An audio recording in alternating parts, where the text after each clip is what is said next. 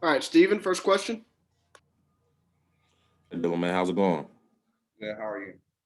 I'm doing all right. Obviously, it's not the first time you've had to move a position. So just this transition going from tackle back inside, how's that been going for you so far? It's definitely easier transition just going from left to right. And then playing right tackle, I was like the footwork from the right side has carried over to inside. And then with me gaining weight, I feel like there's more stability and it's easy for me to just make that transition. Being from right tackle to right guard, it's almost the same. Evan. You know, you're almost kind of like the OG of the offensive line now. Is it kind of funny because I remember a few years ago you were kind of the young pup going with Dustin and Drew and everybody. So what's that been like for you, kind of being like one of the veterans of this O line now?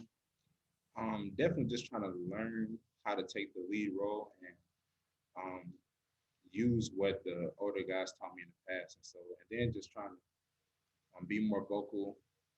That's the goal for me this year is to um, display how to be a leader and be more open about that. A lot of times I feel like I lead by example instead of being verbal about it. And so this year I'm trying to do both and open up more as a person.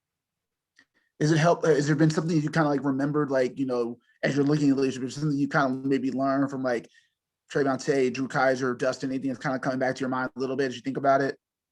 Um, Recalling right now, there were little stuff like Drew would tell me, okay, this type of footwork works best against these type of players, or Dustin would teach me this little hand placement to make the difference. And so while I'm thinking back on that, I was like, okay, I can show the next person, okay, this is what works best for me and how they taught me. Brian. Hey Dylan, talk about so far the spring practice. How's it going for you and your teammates? What do you guys think you're doing good, and what do you need to improve on?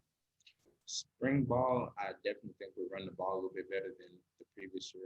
We're getting more movement, and I think that's just having a better understanding of our new O-line coach and what he's trying to teach us. Um, of course, there's still little things to work on like footwork and technique, but the main emphasis that we've been trying to do is run the ball and get more movement. When you go against the defensive line, which D lineman is the most difficult for you to go against on the team?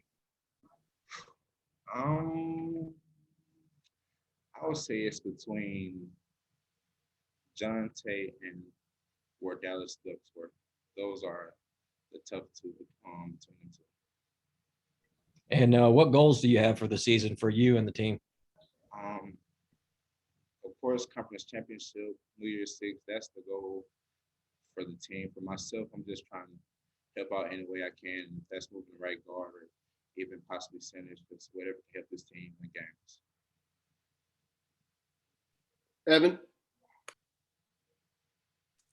Dylan, with the quarterback battle, kind of how are you kind of helping it along a little bit? I know that that communication between the O line and QB is helpful, but like, what are some things you guys as a line, are noticing or can help kind of, even in this battle a little bit?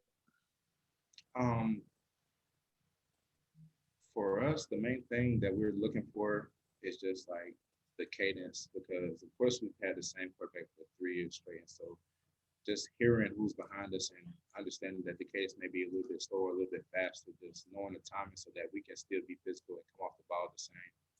Um, as for them, I like the competitiveness from their group, and I'm just looking forward to seeing who ends up taking the lead role. And also kind of, Silverfield just mentioned too about, just the O line being such a position of concern this year. How much do you guys put on yourselves after last year as motivation? Because he mentioned just kind of how much, he wants you guys to be more physical. So as a group, how much are you putting on yourselves to say, hey, we got to step up, kind of looking at after how last year went? We've definitely looked at past film and realized that, okay, this didn't work out because of this.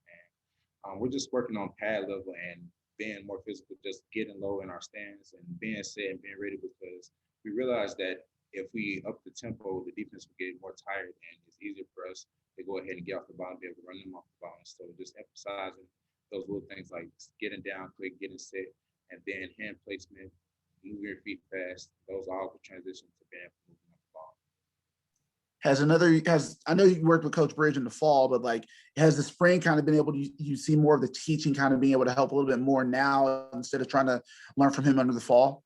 Of course, and with this spring, I would say we went over install 5, 4, 3, 2, 1, maybe 6 times already. And so he's definitely emphasized the game film. We've talked about what we did last year multiple times. So I think seeing the past film, what we did and what we can improve on has definitely been beneficial for the spring.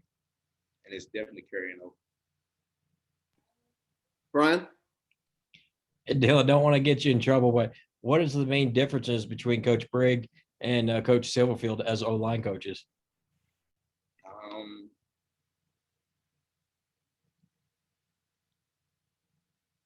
I think the most apparent would just be the age difference. Just the coaching style. We have an older style coach with Coach Bridge, and so it was getting used to the terminology that he would use that he's brought up from other schools. And then Coach Silverfield, we can joke with him a little bit more because he's closer to our age than Coach Bridge and stuff. But they're both great guys, and they have different teaching styles, so it's a little bit different from transition, but it's been going well.